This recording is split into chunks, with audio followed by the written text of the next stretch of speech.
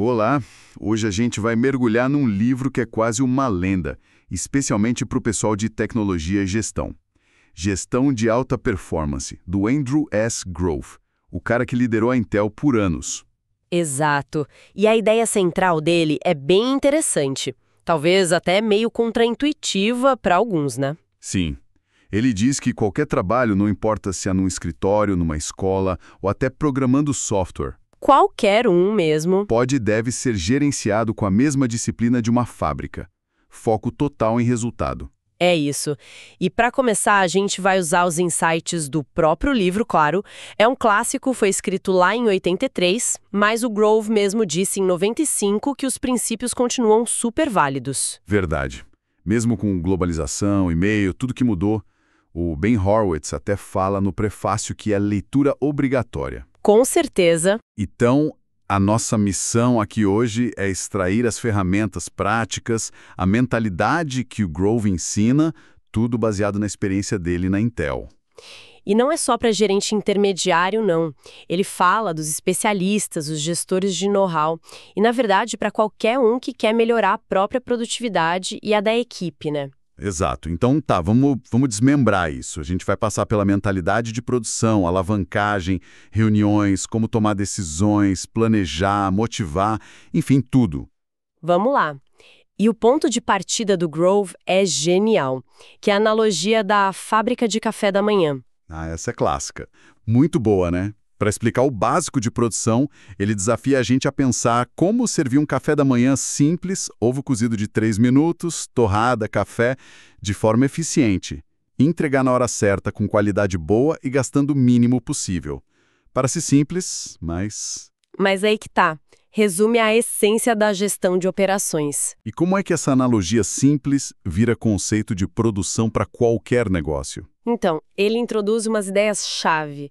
Primeiro, a etapa limitante. O gargalo. Isso, o gargalo. A tarefa que dita o ritmo de tudo. No café da manhã, é cozinhar o ovo, que leva 3 minutos. Você planeja o resto em volta disso. E na Intel, qual era o exemplo? Ele cita a visita de candidatos à fábrica. Era a parte mais cara e demorada do recrutamento. Então, eles otimizaram o processo todo, começando por aí, sabe? Faz sentido. Planejar de trás para frente, né? Que ele chama de fasagens de tempo. Exato. Você olha o prazo final e vem voltando. Ele também classifica as operações. Processo, que é transformar algo tipo cozinhar o ovo. Montagem, juntar as partes, tipo montar o prato. E teste, verificar, como provar o café. E isso se aplica a tudo, então. A tudo. Treinamento de vendas. Transforma dados em estratégia, processo. Junta as estratégias num programa, montagem. Testa com piloto, teste. Um compilador. Escrever código, processo. Juntar os módulos, montagem. Teste, teste. É a mesma lógica. Mas a vida real nunca é perfeitinha assim, né? Sempre tem imprevisto, falta coisa. Com certeza. A fábrica real tem limite. Talvez só uma torradeira, né? Aí entra o trade-off, a troca. O Grove mostra que gerenciar é balancear o tempo todo. Equipamento, mão de obra, estoque. Para tentar achar o melhor jeito de entregar com custo, prazo e qualidade bons. Exato. Não tem fórmula mágica, é buscar a resposta certa para aquele momento. E aí, crucial, controle de qualidade. Ah, isso é importante. A regra de ouro dele, pega o problema na etapa de menor valor. Vê o ovo podre antes de cozinhar, não depois. Rejeita o candidato na primeira entrevista, não depois da visita cara. Testa o módulo do código antes de integrar tudo. Muito mais barato consertar no começo. E como fazer esse controle na prática? Ele fala de inspeção na entrada, checar a matéria-prima, em processo, durante a produção e final. E tem 2 tipos: portão, que barra tudo se achar um defeito, e monitoramento, que é por amostragem. E a frequência da inspeção? Pode ser variável. Se a qualidade está boa, inspeciona menos. Se começa a piorar, aperta o controle. Ele até dá um exemplo curioso de um consulado processando vistos. Sério? Sim, sugerindo que talvez fosse mais eficiente usar a amostragem do que checar 100%, pelo custo e pelo baixo número de problemas. É uma forma de pensar diferente, né? Totalmente. E para gerenciar isso tudo, a gente precisa medir. Como o Grove vê os indicadores? Fundamentais. Para qualquer fábrica funcionar, precisa de indicadores, de métricas, mas, atenção, eles têm que ter um objetivo operacional claro. Medir por medir não serve para nada. E medir o que exatamente? O esforço ou o resultado? O foco principal deve ser no output, no resultado final. Não só na atividade, no esforço. Exemplo, quantas notas fiscais foram processadas? Quantas pessoas contratadas? Isso é output. Entendi. E tem mais algum conceito importante sobre indicadores? Sim, os indicadores pareados. Medir só uma coisa pode dar errado. Se você só mede prazo de entrega do software, a qualidade pode ir para o espaço. Então precisa do par. Prazo e número de bugs, por exemplo. Ah, para ter uma visão balanceada. Exato. E satisfação do cliente, claro. Mas o mais importante para eles são os indicadores de tendência. Comparar com o passado, com metas. Eles são como janelas na caixa preta, ajudam a prever problemas antes que estourem. Então, essa disciplina toda de produção, pensar em etapas, qualidade, medir, otimizar, traz clareza para a gestão, não importa a área. Agora, como gestor, a pessoa usa isso para ter mais impacto. Aí que a coisa fica boa mesmo. Aí entra a alavancagem gerencial. É um conceito poderoso. O Grove define o resultado do gestor assim. É o resultado da organização dele, mais o resultado das outras organizações que ele influencia. Uau! Quer dizer, o trabalho do gestor só vale se ele amplifica o resultado da equipe e de quem está em volta. Exatamente. O objetivo é focar no que dá alta alavancagem. E o que seriam essas atividades de alta alavancagem? Me dá uns exemplos. Olha, são várias situações. Quando muita gente é afetada pela sua ação, ele cita um exemplo, Robin planejando o orçamento para 200 pessoas. Isso tem alta alavancagem. Claro, o impacto é grande. Quando sua ação influencia o comportamento a longo prazo. Tipo, o próprio Grove dando treinamento para quem está chegando na Intel. Ou a Bárbara no treinamento de vendas. Ou a Cindy espalhando conhecimento técnico num comitê. O timing também conta muito. Agir antes do problema aparecer tem mais alavancagem do que apagar incêndio depois. E quando o gestor tem um conhecimento único, né? Também. Um engenheiro que define preço, um geólogo especialista, o tal gestor detentor de know-how. A ação deles multiplica o resultado. E o contrário. O que derruba a alavancagem? A alavancagem negativa. Ah, sim. Existe. Um gestor desanimado que puxa a equipe para baixo, um gestor que enrola para tomar decisão, porque não decidir é uma decisão, né? E geralmente é ruim. Pois é. E tem a clássica intromissão gerencial. O chefe que, em vez de guiar, pega a tarefa do subordinado para fazer ele mesmo. Isso acaba com a iniciativa da pessoa no futuro. Isso liga direto com delegação, como delegar bem para aumentar a alavancagem. Delegação é chave, mas não é só jogar a tarefa. Precisa ter uma base comum de informação, de como fazer as coisas e o principal, monitorar, como no controle de qualidade. Isso. Verificar o trabalho na etapa de menor valor. Pega o rascunho, não espera o relatório final. E a frequência desse acompanhamento não é fixa. Depende da maturidade aplicável à tarefa, a TRM, da pessoa para aquela tarefa específica. Ah, então não é a maturidade geral da pessoa. Não, é para aquela tarefa. Alguém pode ser super experiente em uma coisa e totalmente novo em outra. O acompanhamento tem que ser ajustado. Interessante. E falando do dia a dia, o que o Grove fazia? Como era a agenda dele? Olha, segundo o livro, ele passava o tempo fazendo basicamente 5 coisas. Coletar informação, lendo o relatório, mas principalmente conversando, visitando, ele achava isso mais valioso. A informação que não está no papel, né? Disseminar a informação, objetivos, prioridades, valores, essencial para a delegação funcionar. Terceiro, tomar decisões. Quarto, dar aqueles empurrãozinhos, os nudges, para manter as coisas andando. E quinto, talvez o mais importante, ser um modelo. O jeito como o gestor usa o tempo dele é a maior mensagem que ele passa. Faz todo sentido. Então a arte da gestão para ele é escolher no meio disso tudo as poucas atividades que dão a maior alavancagem. Ele até sugere ter uns 6 a 8 subordinados diretos para conseguir dar atenção. E as interrupções? Como lidar? Ele recomenda agrupar tarefas parecidas, tipo usar as reuniões 1.1 ou de equipe para matar várias pendências. Tentar prever e planejar o dia, aprender a dizer não e ter umas respostas padrão para coisas que sempre pedem. Isso leva a gente para as ferramentas práticas. Reunião tem fama ruim, né? Mas o Grove defende. Defende muito.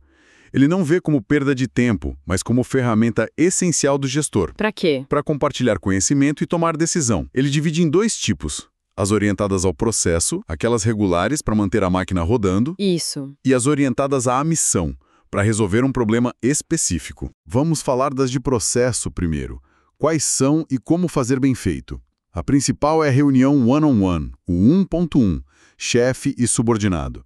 É o canal principal para a relação, para troca de informação para os dois lados, para ensinar, para fazer coaching.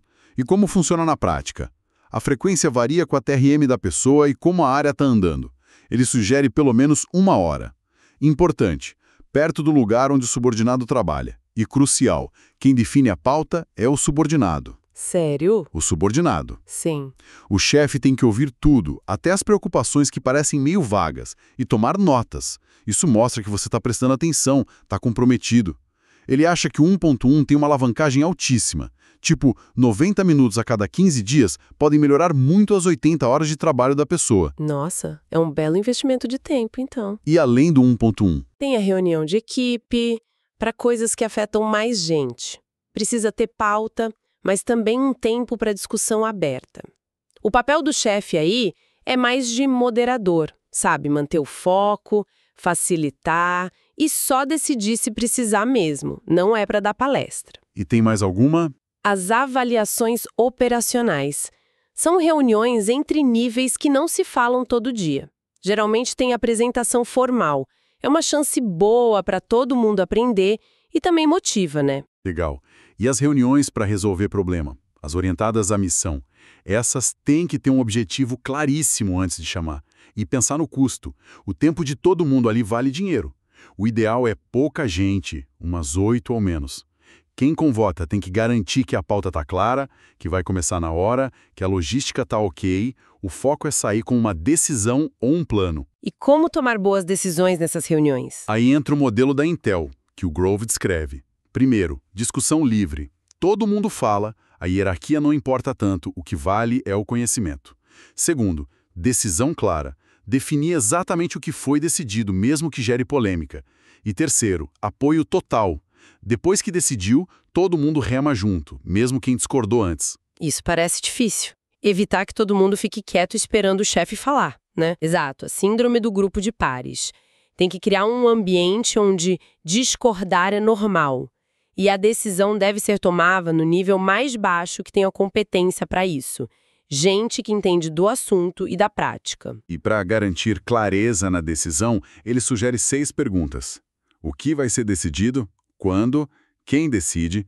Quem consulta antes? Quem pode vetar? Quem informa depois? Ter isso claro evita muita confusão. O exemplo da fábrica nas Filipinas que ele conta é ótimo para ilustrar isso. Decisões e planejamento andam juntos. Como ele vê o planejamento, ele simplifica. Diz que planejar é coisa do dia a dia. Tipo, você planeja encher o tanque antes da gasolina acabar. O processo formal tem 3 passos simples. 1.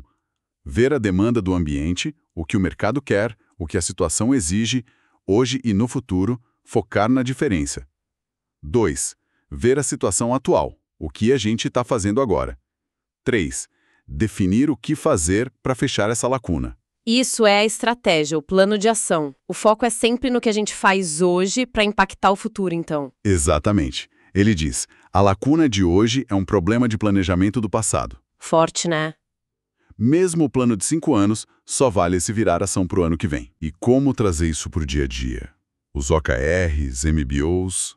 Isso, a gestão por objetivos, MBOs, que hoje a gente chama mais de OKRs, responde a 2 perguntas. 1. Aonde eu quero ir? Objetivo. 2. Como eu sei se estou chegando lá? Resultado-chave, os marcos. Ele recomenda ciclos curtos, tipo trimestral, para ter feedback rápido, e poucos objetivos. Focar em tudo é não focar em nada. É uma ferramenta de controle, de alinhamento, não só para avaliar desempenho no final. Ok, falamos de processo, alavancagem, ferramentas, mas no fundo tudo depende das pessoas, né? Como tirar o máximo de cada um? Aí está o coração da gestão para ele. É a tarefa mais importante e tem 2 alavancas, treinamento e motivação. Como ele vê a motivação? Ele fala de Maslow rapidinho, mas foca mais nas necessidades de competência e realização. O gestor não motiva alguém diretamente. Ele cria um ambiente para a motivação da pessoa florescer. E como se cria esse ambiente? Primeiro, valorizando o output, o resultado concreto. Segundo, definindo metas que desafiam na medida certa. Ele cita um estudo que mostra que gente realizadora gosta de desafio com 50% de chance de sucesso. É aí que o esforço faz a diferença. É nesse ponto que os OKRs entram bem, então. Exato, para maximizar o esforço. Sobre dinheiro, ele diz que motiva nos níveis básicos. Mas para quem busca realização, o feedback aplicável à tarefa, TRF, é muito mais poderoso. A avaliação de desempenho é a forma mais importante desse feedback. É como atleta, precisa de placar, de tempo, de competição para se motivar. E o medo? Funciona. Funciona para não perder o básico, a segurança. Mas para quem está buscando se realizar, o medo de falhar pode até paralisar. A motivação mais forte nesse nível é a busca por ser competente, por conseguir fazer. Entendi. Ele sugere até trazer um pouco de competição para o trabalho, né? Sim, competição saudável, autoavaliação. Aquele exemplo do casar do prédio na Intel, que cuidava da limpeza e manutenção, criando uma competição entre as áreas para ver quem mantinha tudo melhor. Isso me lembra de novo da TRM, a maturidade aplicável à tarefa. Como ela entra no estilo de gestão. É fundamental. Para Grove, não tem um estilo de gestão único que serve para todo mundo, para toda situação. A chave é a TRM da pessoa para aquela tarefa. É uma combinação de vontade de realizar, responsabilidade, conhecimento e experiência naquilo. E como o estilo do gestor muda com a TRM? Tem que mudar. Se a TRM é baixa, gestão mais diretiva, estruturada, dizendo o que, quando, como. Se a TRM é média, mais comunicação, apoio, encorajamento, foco na pessoa. Se a TRM é alta, mínimo envolvimento, só acorda o objetivo e monitora o resultado. Ele compara com criar filhos. Conforme amadurece o controle e diminui, o objetivo do gestor é ir aumentando a TRM da equipe. Porque aí pode delegar mais. Exato. Aumenta a alavancagem do gestor e leva a pessoa a se sentir realizada. É a motivação que se sustenta.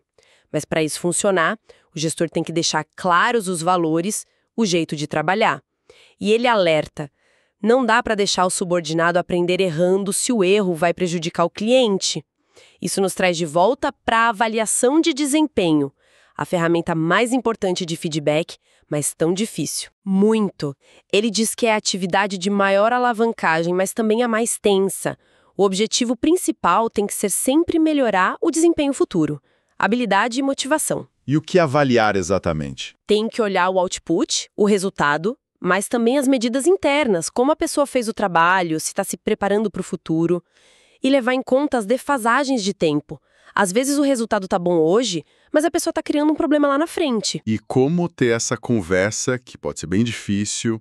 A dica dele é: seja direto. Leveling, ele chama. Ouça de verdade, para ter certeza que a pessoa entendeu, não só ouviu as palavras.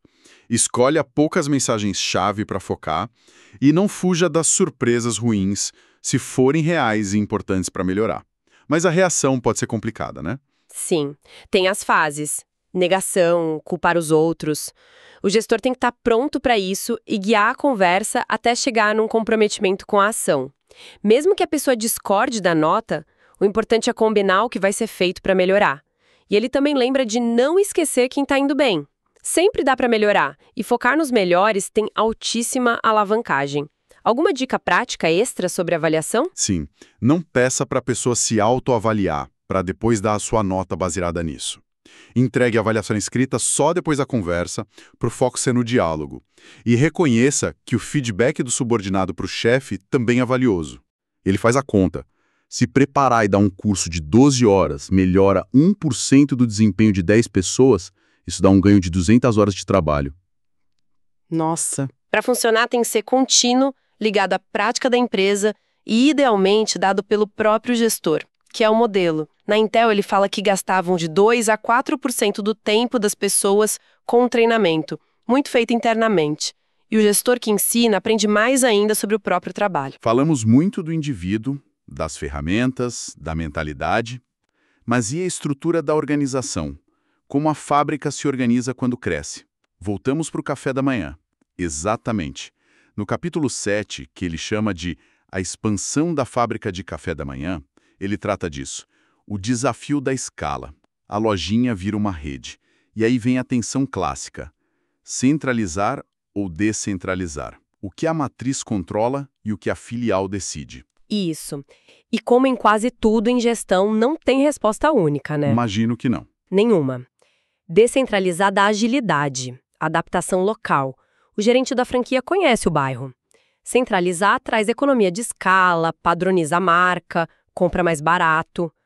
O Grove mostra que quase toda organização grande acaba num modelo híbrido. Nem totalmente centralizada, nem totalmente solta. Exato. Ele descreve dois extremos teóricos. A organização orientada à missão, cada unidade é um negócio quase autônomo, super descentralizada. E a funcional, departamentos especializados, produção, finanças, vendas, que servem a todos, bem centralizada. Na vida real, como na Intel, você tem as divisões de negócio, missão, que precisam responder rápido ao mercado, e os grupos funcionais, produção, finanças, que garantem escala, padrões e expertise. A lei de Grove é que toda organização grande com um objetivo comum acaba sendo híbrida. E esse modelo híbrido é fixo? Não, ele é dinâmico.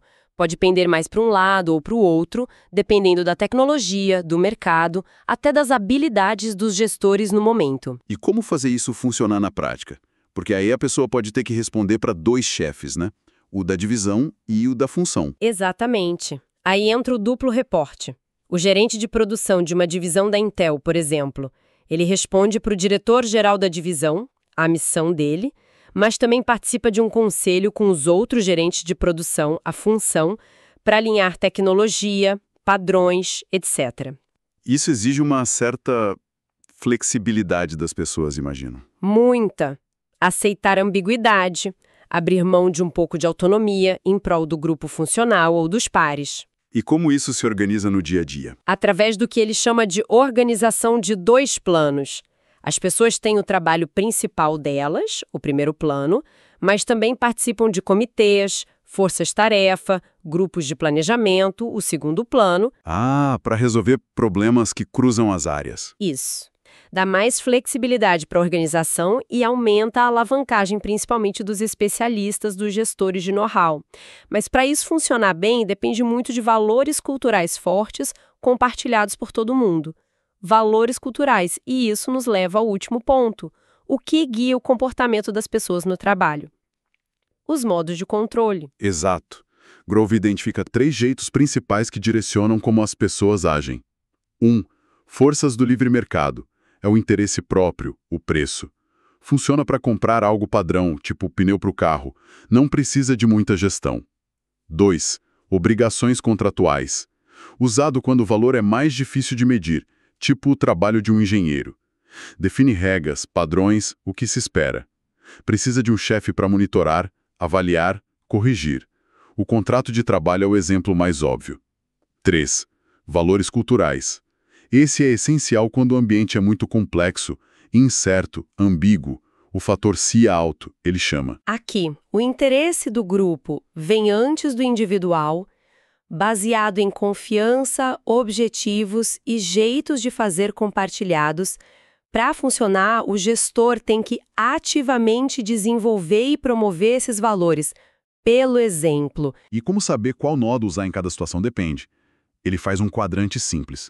Pensa na motivação principal, interesse pessoal ou do grupo, e no ambiente, simples ou complexo, incerto, ambíguo, CIA, baixo ou alto. Interesse pessoal plus baixo CIA, mercado funciona. Interesse do grupo plus baixo CIA, contrato funciona. Interesse do grupo plus alto CIA precisa de valores culturais. E se for interesse pessoal plus alto CIA, aí vira caos. Entendi. Isso explica por que às vezes é difícil trazer um gerente sênior de fora, né? Ele chega com interesse pessoal num ambiente que talvez precise mais de valores compartilhados. Exatamente.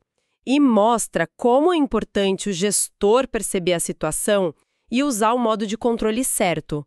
No dia a dia, os 3 modos convivem.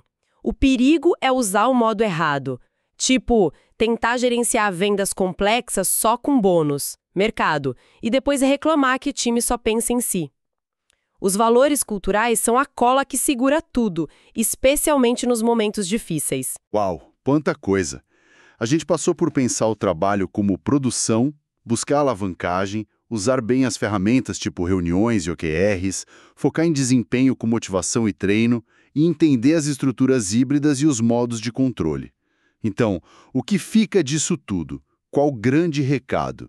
Olha, para mim, o mais impressionante é como os princípios do growth, mesmo sendo antigos, continuam atuais. A essência é foco total em resultado que dá para medir, output, pensar de forma disciplinada sobre qualquer trabalho, buscar melhorar sempre e, talvez o mais forte, a responsabilidade imensa do gestor pelo sucesso e pelo crescimento da equipe dele. A paixão que ele tinha por ensinar, por deixar as coisas claras, está em cada página. É uma visão bem poderosa da gestão como uma profissão mesmo, que exige rigor, dedicação. E para a gente terminar, fica uma provocação para quem nos ouve refletir. O Grove bate muito na tecla de medir output, medir desempenho individual. Mas hoje, em tanto trabalho que é baseado em conhecimento, em colaboração intensa, onde o resultado de uma pessoa é difícil de separar do grupo, como a gente adapta esses princípios de medição, de feedback, de responsabilidade individual que o Grove ensina? Como fazer isso de um jeito que seja justo, eficaz e motivador, sem ignorar que o trabalho moderno é cada vez mais interdependente? Como achar o equilíbrio entre focar no indivíduo e precisar que o coletivo funcione bem? Fica aí a reflexão.